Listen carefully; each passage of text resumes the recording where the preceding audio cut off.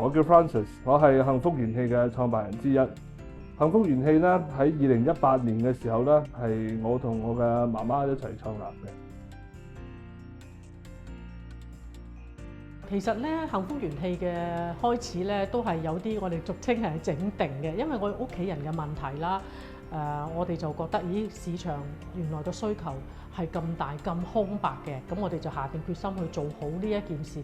當時係一個宗旨嘅啫，係希望將呢個樂齡優質膳食生活呢一個咁大嘅主題咧，去幫到啲老人家食得有尊嚴，唔單止係有味道，佢哋仲要咧係每一日都好有希望，懷住一個好強嘅食慾去進食。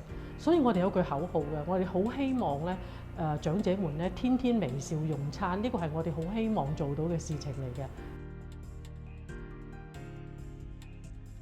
咁當時我哋就要不停自己摸索、去研究、去學習點樣做軟餐呢一樣嘢。由唔識去到好彷徨，去到真係落手去試呢個軟餐嘅時候咧，其實我哋經歷咗好多次嘅失敗。冇辦法能夠如常進食，連吞咽障礙都去到最 last 個階段，冇辦法。佢為咗維持佢嘅生命，佢必須要插一個鼻胃喉，一係個鼻管咁樣入去，一係個喉度咁樣入去，將佢每一日食嘅嘢打落去。通常呢一類型嘅人士咧，已經係完全係臥床嘅。其實從2019年開始咧，我哋香港已經有咗自己嘅工廠嘅。我哋第一代出世嘅產品咧，其實就係我哋右上角呢一款嘅冷凍有形狀嘅精緻糊餐，俾一啲4級即係比較嚴重嘅病患咧，去為佢哋提供日常嘅餐點服務。去到2022年嘅時候咧，我哋亦都留意得到，因為好多照顧者啦，會基於成本同埋儲存嘅考慮咧，都會期望有一啲常溫嘅產品可以面世嘅。咁我哋喺2023年嘅5月30號咧，江門嘅呢一個工廠咧，就正式開始我哋嘅生產啦。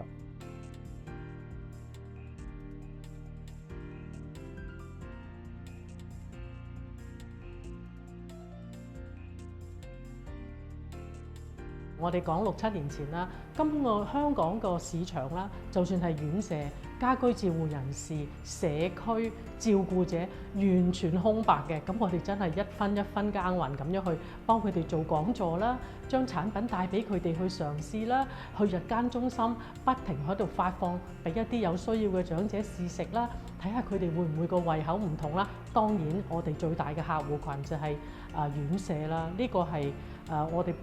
唯有係令到啲長者食得開心咧，我哋不停喺度換佢哋嘅菜式，等佢哋唔會沉悶啦。咁好食就必然係幸福元氣嘅嘢嚟㗎啦。其實咧，一個101歲嘅伯伯食得咁自如、咁開心，食到個滋味，其實我真係好感動，都冇辦法平復到。咁我哋第一代生產嘅產品咧係果蓉慕斯啦，咁係啲咩嚟嘅咧？其實係將一啲新鮮嘅水果直接搞成一個漿狀，然之後再通過增稠嘅技術咧，去令到佢凝固。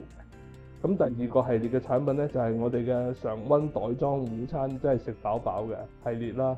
咁係一嚟方便到佢哋儲存啦，二嚟咧就係佢哋亦都唔需要自己攪拌一啲餸菜啊，咁可以直接開袋就食得㗎啦。而最特別嘅係我哋呢個工廠咧，亦都有生產常溫嘅精緻午餐，即係我哋嘅安必康系列，咁就取代咗傳統咧，一定要擺喺冰格雪住佢，再解凍咗翻熱再食嘅一系列一啲比較繁瑣嘅操作啦。其實學生們咧，或者係教育界咧，對於我哋叫樂齡嘅事業，或者對息路嘅事業咧，好敏感嘅。佢哋好希望咧，由無論係小學、中學階層嘅同學仔咧，已經去幫佢哋擺落呢一個愛老護老嘅種子啊！咁我哋咪去幫佢咯。首先梗係講乜嘢叫吞嚥困難啊？喂，你公公婆婆有冇人食緊軟餐啊？要食午餐啊？其實食午餐好簡單，幫到佢嘅喎。將呢一個帶翻個美食俾啲老人家嘅概念咧，由佢哋呢一代開始咗啦，已經。有一件好感動嘅事咧，就係我哋去日間中心啦。咁佢哋有好多吞嚥障礙嘅長者喺度。我哋就派送一啲軟餐啦，俾佢哋食，同埋同佢哋嘅照顧者介紹軟餐喎。咁當時有一位伯伯咧，佢哋我哋派月餅，佢話我唔食得㗎，我唔食得㗎。我話點解唔食得啊？佢話我有吞嚥困難啊，我10年未食過月餅㗎啦咁。